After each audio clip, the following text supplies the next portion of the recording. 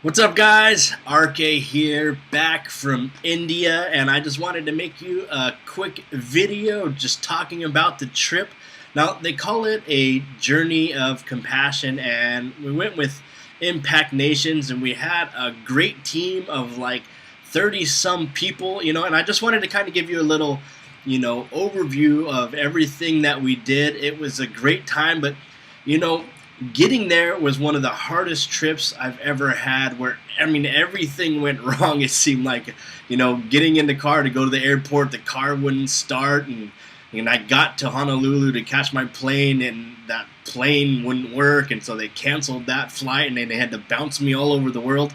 But once I finally got there, you got to see this. This is spoiled missionary most spoiled mission trip I've ever been on. So check this out. Alright, so after a crazy couple day of traveling, so I got to Chennai, and because of, I don't know what happened, it took forever to get through customs. I missed my flight, ended up having to buy another flight to Vizag, but finally made it. I'm in my hotel room. Now you gotta see this. Look at this. Not bad, eh? Not bad for a mission trip to India. Living large. Now, we started the day off with, a couple days of teaching, and, Steve did most of the preaching. You had Christina do a little bit.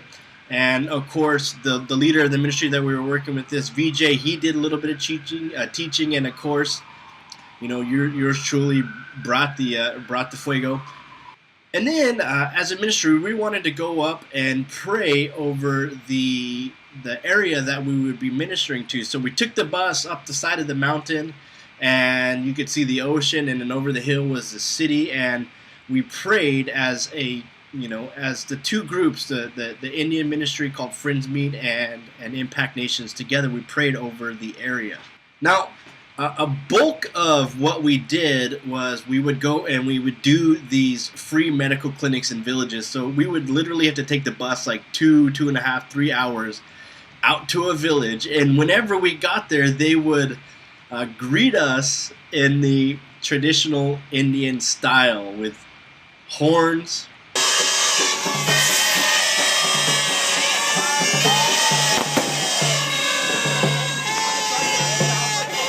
And then, of course, you're going down the road, and they gotta blow some stuff up. So this is really, I guess, a way of letting the villagers know that we're there, and they can come and get their free medical clinic. Or maybe they just enjoy blowing stuff up. I don't know. But it was a great time. And, every day we saw, 200-300 people, and probably some more. And, you gotta imagine that many people coming to get medical care.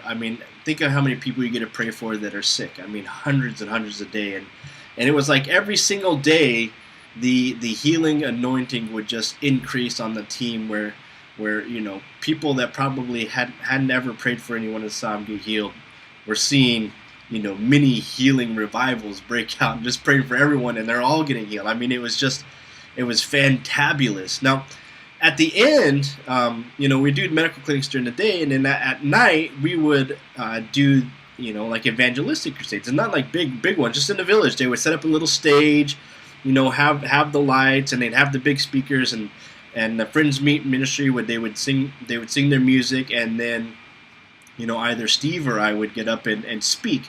And one night, never had this happen before in my life.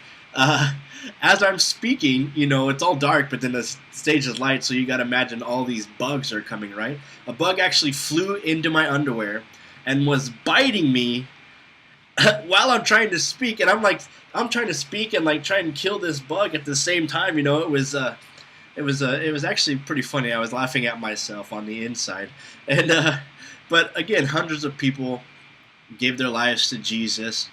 Tons of people were healed.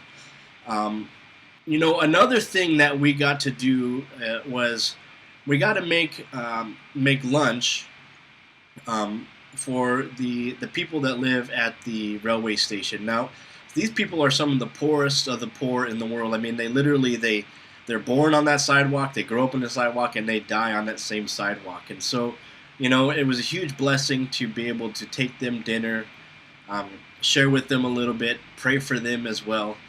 And it was just, what a great time. I mean, Jesus is with the poor. And then Friends Meet, they have an amazing group of talented worship leaders, and so they were releasing a new album while we were there, a new worship album. So they rented a big grounds, and they had the stage and everything, and a couple of our guys did some music from English music, I guess you would call it. I don't know. A couple other girls did some other stuff, and then they got up to do their worship music.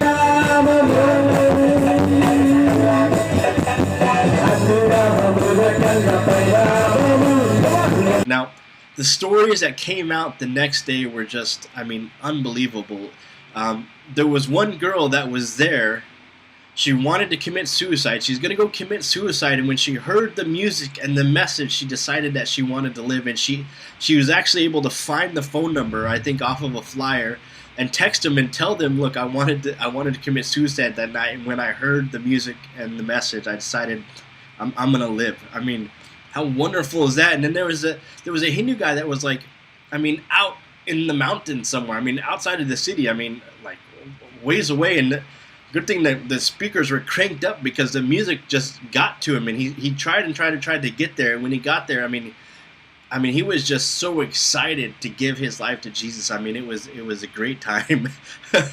So that was just a couple stories that came out from the worship conference. Amazing, God just doing His thing through speakers and worship and the preaching. India was great. It was good to get a fix, my mission's fix. And, I just want to say thank you guys so much. Those of you who gave, your generosity always blows me away. I really appreciate it. Thank you so much. It's good to be back home, be back with my family, and get back to what God is going to do here in Hawaii. But, I want to thank you so much. One other thing, I made a video while I was there about a little mini Jesus epidemic that happened on the streets in the city. This wasn't in the villages. This was in the city, going door to door, and people getting healed. Calling people out of houses, calling people over. We had whole groups around us, and everyone we were praying for was getting healed. It was a fun time. You can go watch that video. It's around here. It's another video on one of our YouTube channels. But thank you guys so much. You're a blessing. We love you. And look forward to talking with you and sharing more stories with you soon. All right, talk soon. Bye.